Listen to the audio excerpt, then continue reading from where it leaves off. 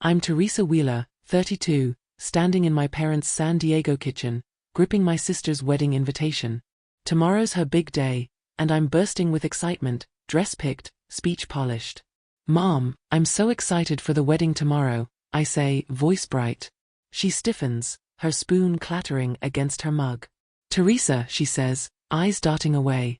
It was last week. My chest tightens, breath catching. The invitation falls, smacking the counter.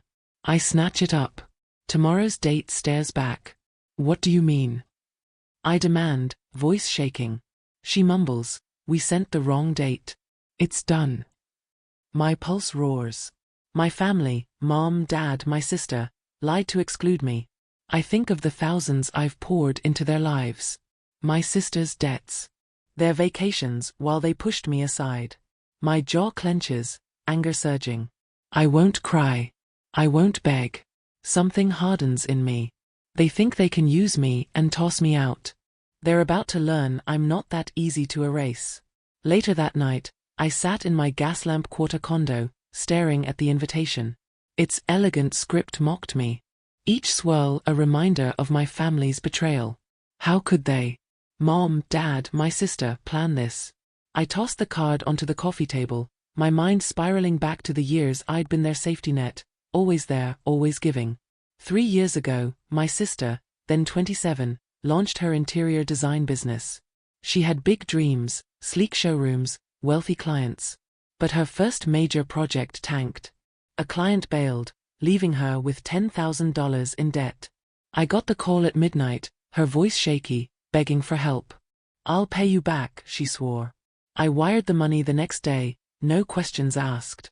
She never mentioned it again, not even a thank you. I brushed it off, thinking that's what sisters do. Then there was Mom and Dad's house. 2 summers back, their suburban San Diego home needed repairs. Leaky roof, cracked foundation. $30,000, they said, or they'd lose it. I covered it, dipping into my savings from years of late nights as a tech project manager. Dad mumbled something about gratitude. Mom just nodded. I thought it brought us closer. Wrong. They never invited me to their Christmas parties, those loud, crowded gatherings where neighbors swapped stories over wine. You're too busy, Mom would say, her tone sharp. Too busy or just not wanted. Last Thanksgiving was the worst. I'd driven 3 hours to join them, only to find the house empty. We're at the neighbors, my sister texted, no invite attached. I stood on their porch, keys dangling, feeling like an intruder in my own family. I'd funded their lives, debts, repairs, even their anniversary trip to Napa. But I was always the outsider, the one they called when checks bounced, not when they celebrated. My phone buzzed, snapping me back. It was Claudia Page, my cousin, 38, a freelance journalist who always had my back. Teresa, you okay? She asked, her voice soft but urgent. I told her about the invitation, my words tumbling out. She sighed. I didn't want to be the one to say this, but they planned it. Your sister insisted you'd overshadow her day, your job, your confidence. Mom backed her up. They sent the wrong date to keep you away. My grip tightened on the phone. Claudia's words burned, each one a shard of glass. My sister, who I'd pulled from financial ruin, thought I'd ruin her wedding. And Mom, who'd taken my money, agreed. I paced my condo, the city lights flickering outside. Every memory stung sharper now. Every ignored call, every snide remark about my fancy career. I'd been their bank, their fixer, but never their equal. Claudia stayed on the line, her voice steady. You don't deserve this, Teresa. What are you going to do? I stopped pacing, my reflection staring back from the dark window. They thought they could erase me from their perfect day. Fine. I'd show them I wasn't just their fallback plan. I'd show them who really held the power. The next morning, I drove to my parents' house. My hands clenched the wheel, heart pounding from last night's truth. Claudia's call had ripped the veil off my family's plan to exclude me. I parked in their driveway, the 2-story house a quiet backdrop for the storm I was about to unleash. I wasn't here to plead. I wanted them to face what they'd done. I banged on the door, each knock sharp. Betty Wheeler, my mom, 58, opened it, her eyes widening. Teresa, why so early? She asked, voice tight. I pushed past her into the living room where Gerald Wheeler, my dad, 62, sat with his coffee, eyebrows raised. My sister, Vicky Wheeler, 28, sprawled on the couch, scrolling her phone. They all stilled as I stood, arms folded, staring them down. Why did you lie to keep me from the wedding? I asked, voice like steel. Vicky's head snapped up, her eyes narrowing. Mom started, Teresa, let's not, but I cut in. No. You sent a fake date. A wise silence choked the room. Dad set his cup down, avoiding my gaze. Vicky tossed her phone aside, sitting up. All right, she said, voice dripping with defiance. I didn't want you there. You always steal the spotlight. Your tech job, your confidence. It was my day, not yours. Her words stung, sharp and raw. My sister, who I'd pulled from financial ruin, thought I'd overshadow her. I've given you everything, I said, my tone low, controlled. And you repay me by cutting me out. Mom stepped between us, her face hard. Teresa, you're too independent. It makes us feel inadequate. Vicky deserved to shine. Her defense was a knife twisting deeper. Dad just sat there, silent, his eyes on the floor, complicity in his stillness. I turned to him. Dad, you let this happen. He shifted, muttering, it's not that simple. Not simple. They'd erased me from a day I'd planned to celebrate, and he had nothing to say. Every moment I'd been their lifeline, money, time, loyalty, flashed through my mind. They'd taken it all, then pushed me aside like I was nothing. My hands balled into fists, but I kept my voice even. Yelling wouldn't change them. I'm done being your fallback, I said, eyes locked on Vicky. She smirked, leaning back. You're blowing this out of proportion, she said. Mom nodded, her voice softer now. We're family, Teresa. Don't turn this into a war.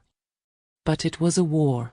They'd drawn the line, treating me like a tool, not a daughter, not a sister. I looked at them, Vicky's smug expression, Mom's forced calm, Dad's avoidance, and saw no regret, only justification. I headed for the door, my steps deliberate. This isn't the end, I said, pausing, my hand on the knob. Vicky laughed, a harsh, cutting sound. What? You'll make us pay? She mocked. Mom reached out, saying, Teresa, stay and talk. I didn't look back. They thought I'd cave like always, but they were wrong. I'd built my life, my career, my strength without their approval. They'd underestimated me, assuming I'd swallow their betrayal. As I stepped outside, the morning air sharp against my skin, my mind was clear. They'd built their lives on my support. Now they'd learn what happened when that support vanished. The next day, I sat in my office in downtown San Diego, pulling out a folder. Yesterday's confrontation, Vicky's smug admission, Mom's defense, Dad's silence, had hardened my resolve. I wasn't here to wallow. I had a weapon my family never suspected. I spread the documents across my desk, their weight grounding me, and called Claudia Page. My cousin picked up quickly. Teresa, how are you holding up? She asked, her voice steady but concerned. I didn't hesitate. 5 years ago, Mom and Dad were in a financial hole. Medical debts, bad deals. They were about to lose their beach house in La Jolla. I bought it, $200,000, my savings. It's mine, legally. Claudia's breath caught.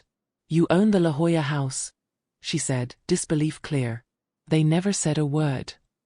Exactly, I replied, my tone sharp. I let them live there. No rent, thinking it was for family. After the wedding, I'm done being their doormat. Claudia's voice turned fierce. Teresa, that's your asset. They've used you long enough. Hold on to it tight. Her support was like steel, bolstering me. My family had taken my loyalty for granted, but this house was my line in the sand. I ended the call and dialed Linda Morse, my lawyer, 42, known for her razor-sharp legal mind. She arrived at my office within an hour, her briefcase clicking open. Let's see it, she said, eyes focused. I slid the folder to her. Deeds, contracts, proof of my purchase. She flipped through, her expression unreadable at first. This is solid, she said finally, holding up the deed. You own it outright. No encumbrances. They have zero claim. My shoulders relaxed, tension loosening. They act like it's theirs, I said. Living there, using it like they own it.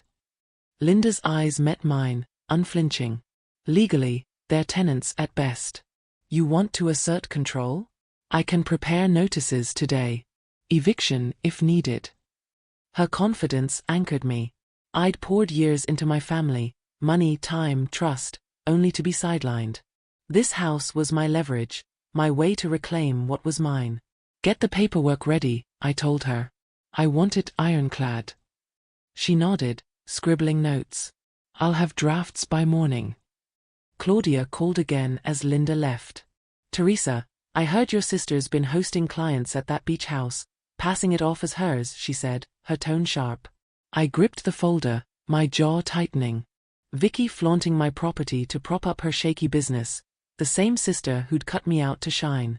It was another slap, piling onto their betrayal.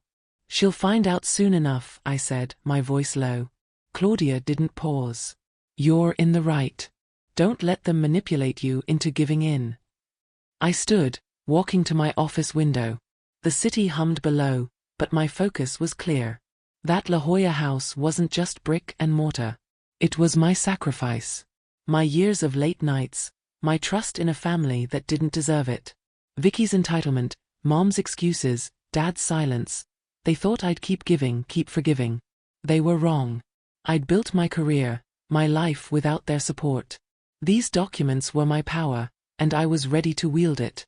They'd pushed me out, but I'd make sure they knew I wasn't erased. A week later, I was in Robert Klein's office, signing a stack of papers. My family's betrayal had left scars, but I was done being their lifeline. Today, I was severing every financial tie they'd exploited.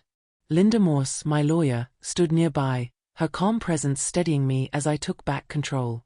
Robert Klein, my financial advisor, mid-50s, pushed a folder toward me.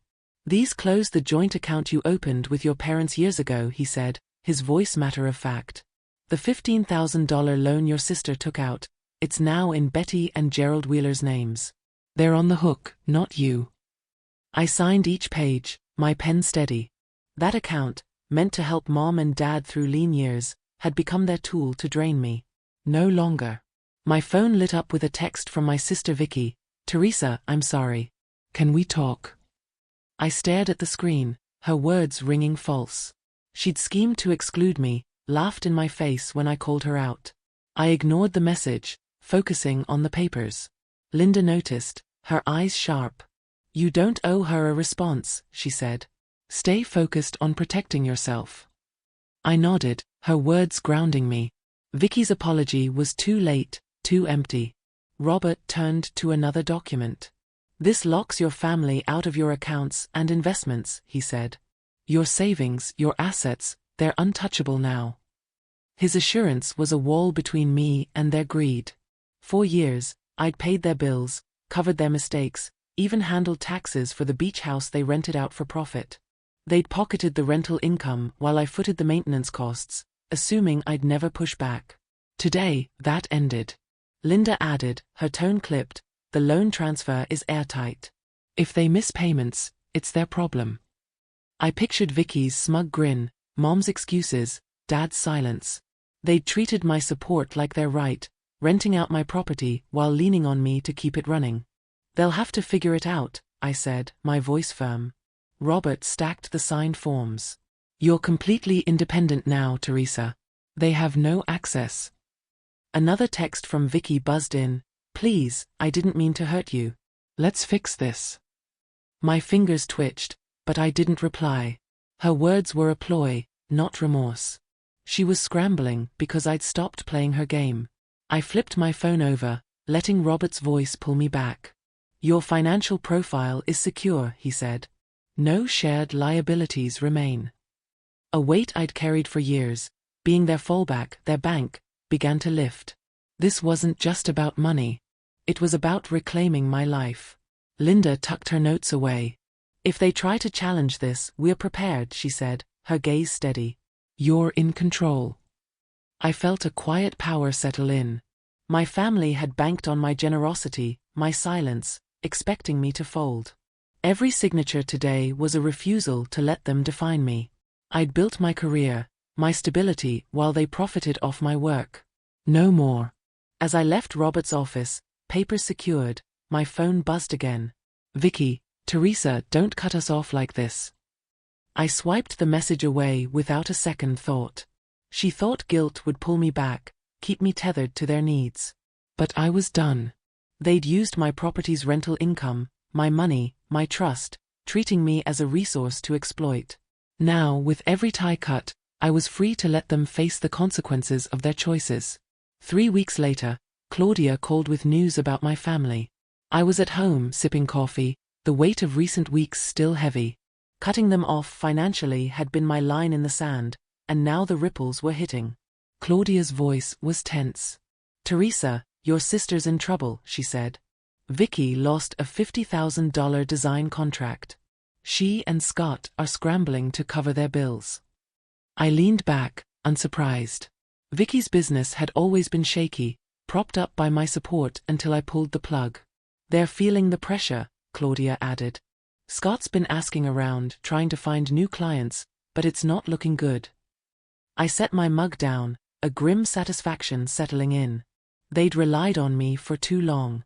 My phone rang that afternoon. Scott Harper, Vicky's husband, 30. Teresa, I owe you an apology, he said, his voice low. I had no idea Vicky planned to keep you from the wedding. I thought you just couldn't make it. His sincerity caught me off guard, but it didn't soften me. Scott, you're married to her, I said, my tone even. You didn't notice her lies? He paused, then said, I should have questioned it. I'm sorry. I didn't respond, letting the silence speak. His regret was real, but it changed nothing. They'd all benefited from my exclusion. Later, an email from Mom, Betty Wheeler, popped up. Subject, please Teresa. I stared at the screen, her name a reminder of her excuses during our confrontation. I deleted it without opening it, my resolve firm. She'd defended Vicky, dismissed my pain. Her words now were just another attempt to pull me back into their mess. I wasn't budging. Claudia called again that evening, her tone darker. There's more, she said. Your family has been talking about you in the community. They're saying you're selfish, that you abandoned them for your career. My jaw tightened, anger flaring. Selfish. After years of bailing them out, covering their debts, their taxes, their mistakes. They were painting me as the villain to save face.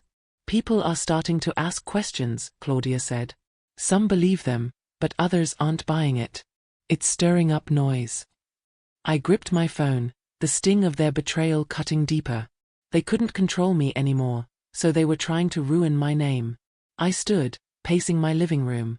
The rumors hurt, but they also clarified things. My family wasn't just ungrateful, they were desperate to shift blame. Vicky's lost contract, Scott's late apology, Mom's email, it was all damage control. They thought they could guilt me, smear me, make me cave. But I'd spent years building my life, my reputation without their help. Their lies wouldn't undo that. Claudia's voice softened. You're stronger than this, Teresa. Don't let their gossip shake you. Her support was a lifeline, reminding me I wasn't alone. I thought of the community, neighbors, colleagues, friends who'd known me for years. Some might buy the rumors, but others knew my character. My family's words were noise, not truth. I'd face the whispers head high and let their actions speak for themselves. They'd underestimated me, thinking I'd break under pressure. But I was done carrying their weight. They'd sown lies. Now they'd reap the consequences. A month later, I was in a meeting when Paul Adams called from security. My heart sank as he said my family was downstairs, demanding to see me. I excused myself and headed to the lobby of my downtown office, bracing for what was coming. Mom, Betty Wheeler, stood with Dad, Gerald Wheeler, and Claudia Page by the reception desk. Mom's eyes were red, Dad's face blank, Claudia's expression tense. Teresa, we need to talk, Mom said, her voice trembling. We're sorry. Can we fix this? I crossed my arms, unmoved. Their apologies felt like a last-ditch effort, not sincerity. Dad stepped forward, his voice low. "We didn't mean to hurt you," he said. "Let's put this behind us." I shook my head, their words too familiar, too late. Claudia, silent until now, met my gaze, her eyes searching. "Teresa, they asked me to come," she said. "I thought maybe you'd listen." I trusted Claudia, but I wasn't here to bend. I pulled out my phone, opening a video Vicky had sent by mistake months ago, her wedding, where she deliberately excluded me. "Claudia, you need to see this," I said, hitting play. The footage showed Vicky laughing, toasting with guests, saying, "Good thing Teresa's not here to steal my spotlight." Claudia's face paled, her hand covering her mouth. "She planned it," Claudia whispered, turning to Mom and Dad. "You knew." Mom looked away. Dad stayed silent. Their guilt was clear. Mom's voice cracked. "Teresa, please. We're struggling. Let us stay in the beach house, just for a while." I stared, incredulous. They'd rented out my La Jolla property for years, pocketing the profits while I paid the taxes and upkeep. Now, with their finances crumbling, they wanted to move in. "No," I said, my voice cold. "That house is mine.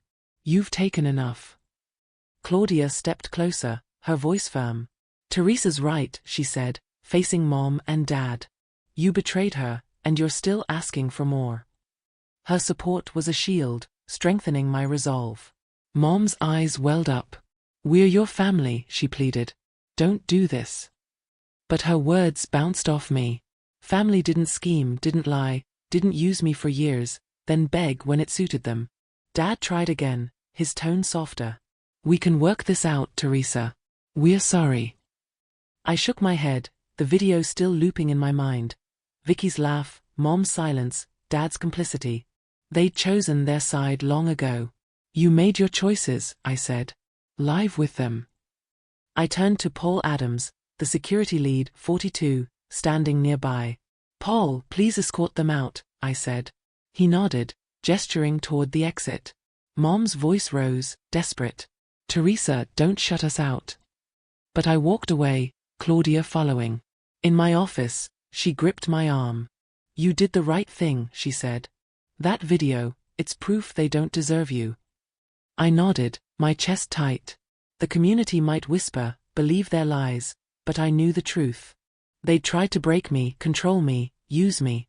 I'd built my life without them, my career, my strength, my peace. Their apologies were hollow. Their pleas, empty. I wasn't their fallback anymore. They'd faced the world without my shadow to hide in. 6 months later, I stood on the deck of my La Jolla beach house. The ocean's breeze wrapped around me, carrying a freedom I'd earned through hard-won battles. My life now belonged to me, shaped by my choices, unburdened by my family's demands. My career had taken flight. A recent promotion placed me at the helm of a major project, my confidence honed to a fine edge. Claudia and Linda, my steadfast friends, became my pillars, valuing me for who I was, not what I could give. Over lunch last week, Claudia's grin was infectious. "You're a force, Teresa." Linda's nod was warm. "You've built something untouchable."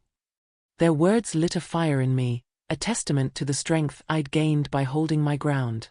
Yesterday, an invitation arrived for Mom and Dad's anniversary celebration.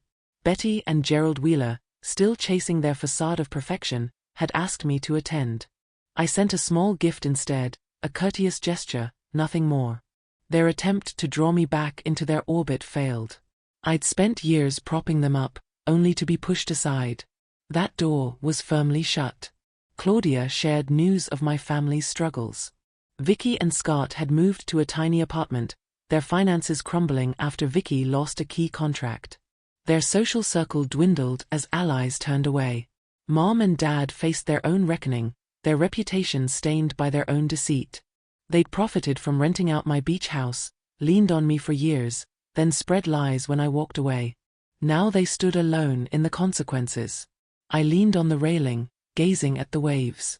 Their actions had repercussions, and I was no longer their fallback.